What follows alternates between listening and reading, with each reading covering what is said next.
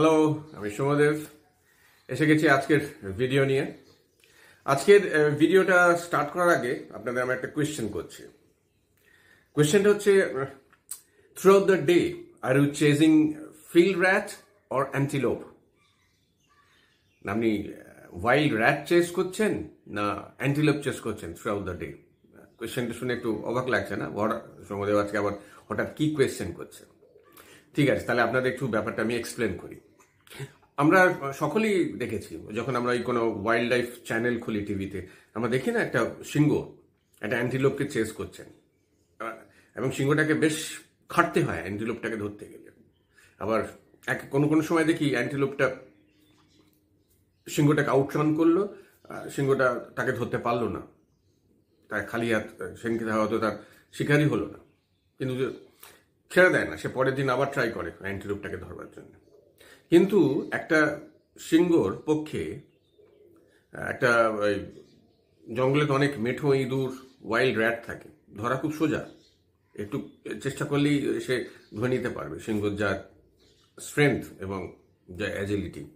কিন্তু একটা সিংহর ওই একটা ফিল্ড র্যাট দিয়ে তার চলবে না, তার ওর যা নিউট্রিশন দরকার সেটা ওই একটা ফিল্ড র্যাটে চলবে না, তাকে তাহলে অনেকগুলো ফিল্ড র্যাট মারতে হবে।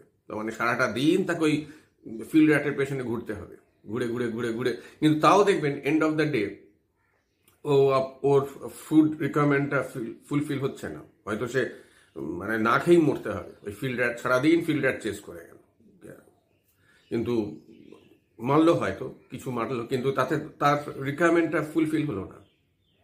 The same thing happen with us also. আমরা দেখবেন আমরা এই ছোটখাটো কাজ নিয়ে সারাটা দিন ব্যস্ত, খুব বিজি, আমরা খুব বিজি, খুব কোনো সময় নেই। কিন্তু যেটা হচ্ছে দেখবেন, আপনি ওই ফিল্ড র্যাটের পেছনে সারাদিন দৌড়ে গেলেন, but you are meant to chase the antelope. Go and get the antelope. অ্যান্টিলোপটাই হচ্ছে আপনার টার্গেট, আর আপনি সারাদিন ওই ফিল্ড র্যাট চেজ করে যাচ্ছেন। যেটা আমরা করি, উই সেটেল, মানে আমরা যেটা দেখি উইচ ইজ কনভিনিয়েন্ট সেটাকে করি, রাদার দেন যেটা করা দরকার। এই কাজটা মনে হচ্ছে সোজা আছে, এই কাজটা আগে করছি। কিন্তু but you are meant to get the antelope, যেটা আপনাকে স্ট্রেচ করবে, যেটাকে আপনাকে the task which is giving you a challenge, যে টাস্কটা আপনাকে একটা চ্যালেঞ্জ থ্রো করছে, সেই কাজটা আমরা সেটাকে করি না। আমরা কি করি, সারাটা দিন ওই ছোটখাটো ফিল্ড র্যাটের পেছনে দৌড়ে বেড়াচ্ছি। ওতে কি হয়, আমাদের মনেও একটা আত্মতুষ্টি আসে, হ্যাঁ আমি বিজি, আমি আজ খুব বিজি, সারাদিন কাজ করছি কাজ করছি কাজ করছি। কিন্তু দেখবেন ওই সাম আপ করে দেখবেন কাজের কাজ কিছু হচ্ছে না। You are not meant to chase those small field rat, ওই কাজগুলো করার জন্য আপনাকে কাজটা করতে হবে, যে অ্যান্টিলোপটাকে আপনাকে চেজ করতে হবে, যেটা which is challenging you, which is stretching you. আর আমরা আরেকটা কারণ ওইটাকে অ্যাভয়েড করি, যেমন ফিল্ড র্যাট, যেমন there's every possibility, the chances of success of getting a field rat is খুবই high, chances of failure is very low. তো সেই জন্য আমরা, আর অ্যান্টিলোপটাকে যেরকম সিংহটা একদিন হয় সিংহটা অ্যান্টিলোপটাকে ধরতেই পারলো না, ইটস আ ফেলিয়ার। তো আমরা ওই ফেলিয়ার আমরা ওই যে টাস্কটা আমাদের চ্যালেঞ্জ দিচ্ছে, ওটা আমরা মনে মনে ভাবি, ও ভাই কাজটা আমি না হতেও পারে, there's a chances of failure। তো সেই জন্য আমরা ওটাকে অ্যাভয়েড করি, উই ডোন্ট ডু ইট, সাইডে সরিয়ে রাখি। কিন্তু সেটা তো নয়, উদ্দেশ্য তো সেটা নয়। You are not meant to chase field rat, you are meant to get that antelope.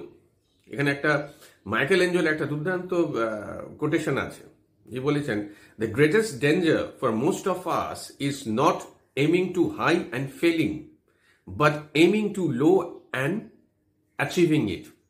মানে আপনি আপনার লেভেলটাকে নামিয়ে এনে একটা এমন যে টাস্কটা করছেন, বা যে টাস্কটার জন্য you are not meant for that, you are meant to get much higher. আপনার টাস্কটা অনেক ওপরে, ওই টার্গেটটা অনেক ওপরে, ওই টার্গেটটাকে আপনাকে রিচ করতে হবে, নট দ্যাট ওই টার্গেটটা, that is too low for you. So stop chasing field rat and start chasing those antelopes, those task which is challenging you. Go for it, fight, go for it. কেন পারবেন না? নিশ্চয়ই পারবেন। So এই বলে আজকের আমার ভিডিও শেষ করছি। টুডে ইজ সানডে, সবাই হলিডে মুডে। Enjoy your holiday, enjoy your Sunday. Do like, share and subscribe my channel, and please do give comments. Thank you, দেখা হবে কালকে আবার। বাই, থ্যাংক ইউ, ভালো থাকবেন।